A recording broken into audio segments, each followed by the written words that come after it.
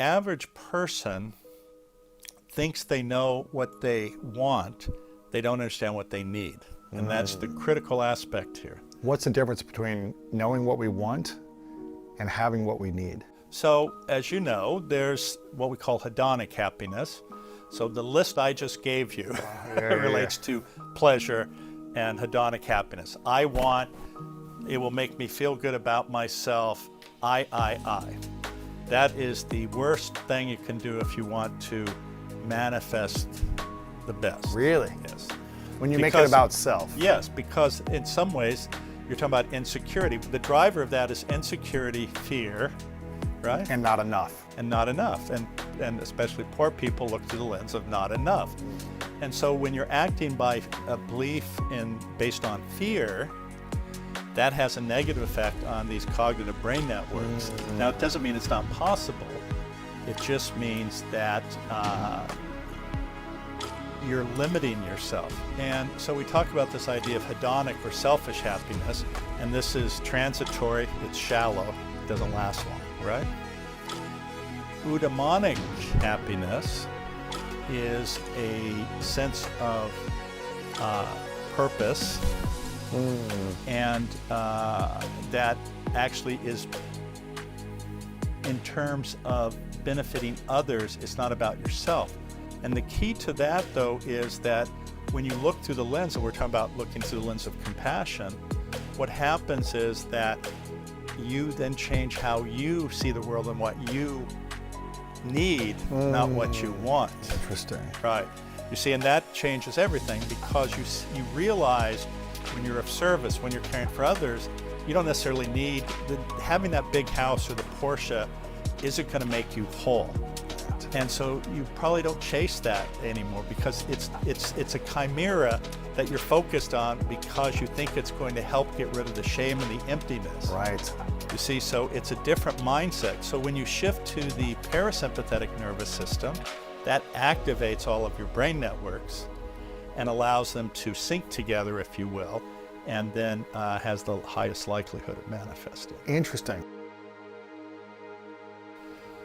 As I said, I did get everything I wanted, and I was miserable. And then I went through this period where I'd been very successful in business, and during the dot-com period, and I had $80 million or so.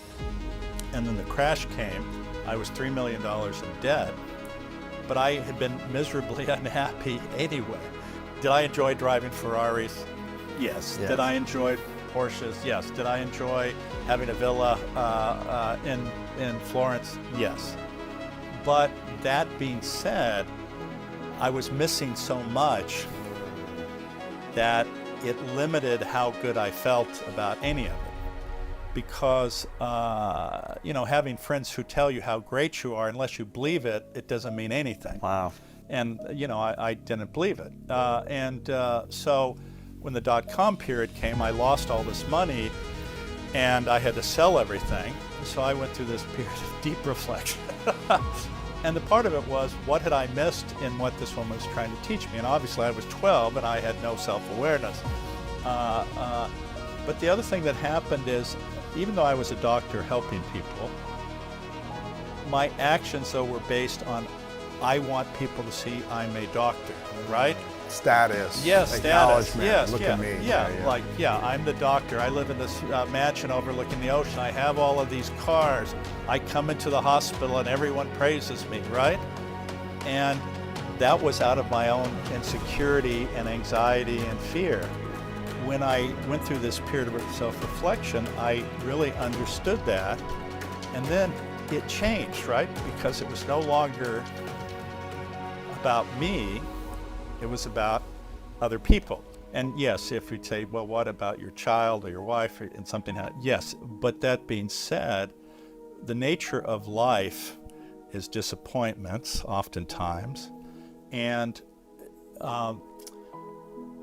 we cause our own suffering by having these attachments, right? And so do I like nice cars? And yeah, I drive a Porsche. Luxuries and and I've worked very hard. I've given immense amounts to other people. I have no bad feeling about those things. But what I can tell you is if all of it goes away tomorrow, it will have no impact on my mental state. Wow. And that is the key, because That's you see, freedom. Yes, that's exactly right. Because if you grow up in poverty, what is the thing that binds you or holds you or imprisons you? Money. Okay? So when I lost everything, and then I had this choice of this stock that I could give away to charity or not, I chose to give it away, which was $30 million. But giving it away liberated me. I just didn't care anymore. Wow. It no longer imprisoned me, you see. And that is a level, it takes time and work to get to. I think one is, again, we've talked about limited beliefs. Yes. You have to understand what causes you to limit your belief, and in some ways it comes down to self-compassion. When you're kind to yourself, then that changes your own physiology. It shifts you from the fear network And critical network into compassion, right? Yes, exactly. And so I think that's an important aspect. And again, as an example, I talk about these different networks. There's the default mode network, there's the salience network, the attention network, and the executive control network. Now, the reason I mention these is the executive control network actually gets things done, if you want to put it that way. But if you're driven by fear and anxiety and insecurity, then that limits its ability to do so, because you don't have full access, because that's where you have productivity and creativity. Full access to what? Your entire, your memories and past experiences. This is what the executive control network contains, and it's shut down when you're fearful or anxious.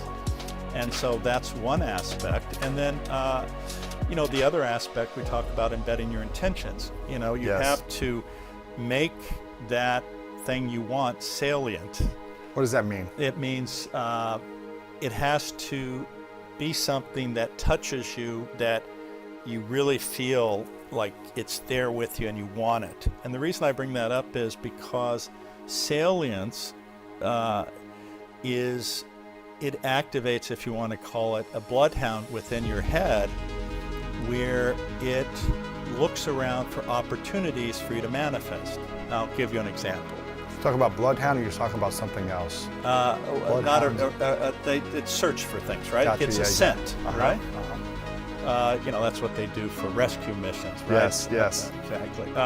So what I mean by that is that if you're able to embed your intention, that activates the salience network, which is the bloodhound. And the analogy is as follows. I'm sure you have been to parties and they're loud, and your name will be mentioned and you'll immediately turn, even though it's loud. Yeah, you're like, where is this? Yeah, but that's because your identity is deeply embedded within you. Interesting, yes. So when you do this in terms of an intention, and I'll give a recent example. I'm working on a new project, and I was at a coffee shop. Again, loud, everybody talking. But I heard somebody specifically talk about the project, type of the thing I'm doing. So I got up and introduced myself. We connected. And that's how it works, because it creates these synchronicities, because it's always turned on, listening for opportunities, how it can make your intention happen. And another example is, as a neurosurgeon, I would see patients, as an example, let's say somebody with hydrocephalus, right? And most people don't know that. They go, oh my God, I've never heard of that before. Is that rare?